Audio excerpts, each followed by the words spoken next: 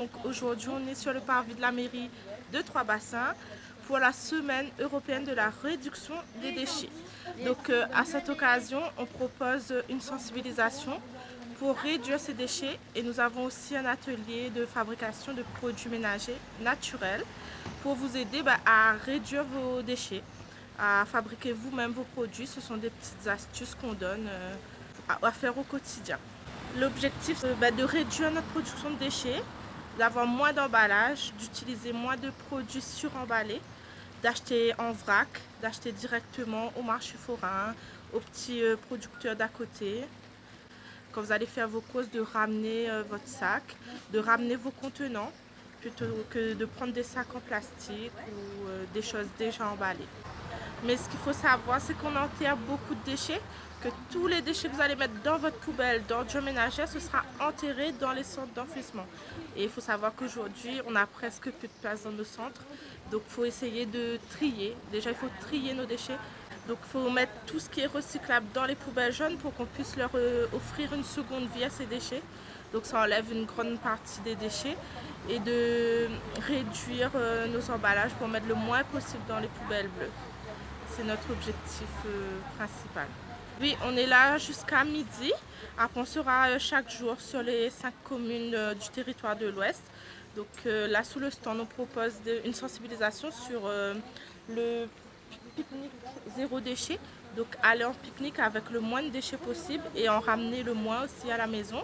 Alors du coup, vous allez voir dans la mallette, vous avez tout ce qui est jetable, donc vaisselle jetable, gobelet jetable, c'est tout ce qu'il faut arrêter d'emmener quand vous allez en pique-nique parce que tout ça, ce n'est pas recyclable. Et de l'autre côté, vous allez voir, c'est tous les bons gestes avec les vaisselles lavables, réutilisables, des bouteilles en verre, tout ce que vous devez essayer de faire un effort, de ramener quand vous allez en pique-nique. Vous allez voir, ça va vous faciliter la vie, vous aurez moins de déchets à jeter. Voilà, moi c'est surtout les bonnes recettes d'insecticides naturels qui m'intéressent parce que je cultive à la maison. J'ai un jardin, je plante, on est envahi d'escargots et de cochenilles, donc du coup trouver des petites recettes naturelles c'est très intéressant. Oui, elle a été attirée par le petit stand parce que moi-même elle est déjà engagée en fait dans la création de produits d'entretien.